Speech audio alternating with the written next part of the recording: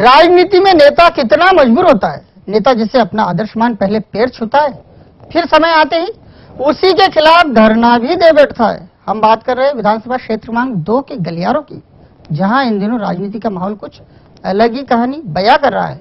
इलाके के गलियारों से 2 नंबरी दावेदार यानी कांग्रेसी चिंटू चौकसे और दादा दयालु अर्थात रमेश मेंदोला के गठजोड़ के किस्से बाहर आ रहे हैं। पुरानी बातों को फिर हवा दी जा रही है और खास बात तो ये है कि इस काम में वो भी सक्रिय हो गए हैं जिन्हें चिंटू चौकसे विरोधी कहा जाता है। वैसे तो राजनीति के मंच को भी किसी थिएटर से कम नहीं आंका जाता और अब तो चुनाव है, फिर ऐसे में मंच शब्द आया नहीं कि मान लो उस पर अभिनय होना तो तय ही है। हर क्षेत्र में आवाम को अपनी ओर आकर्षित करने के लिए ड्रामा किया जा रहा है। ऐसे में राजनीतिक क्षेत्र में भी काम करने वाले नेता समय समय पर अभिनय करते दिखाई दे ही जाते हैं।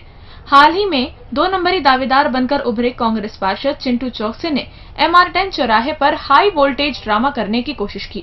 इलाके के गलियारे कह रहे हैं कि उन्होंने पूरा धरना ही 2 नंबरी स्टाइल में किया। उन्हें मीडिया पर भरोसा नहीं था, इसीलिए 3 दिन पहले से जमकर SMS चलवाए।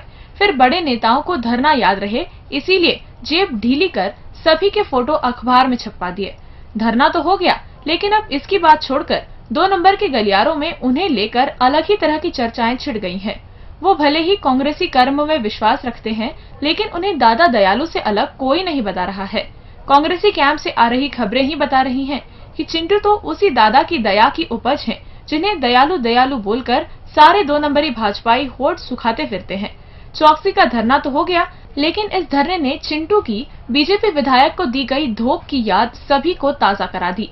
अब ऐसे में एक ही चर्चा बाजार में की जा रही है कि जो कांग्रेसी पहले से दादा को धोख देता आया हो, वो अब भला उनसे टक्कर कैसे ले सकता है।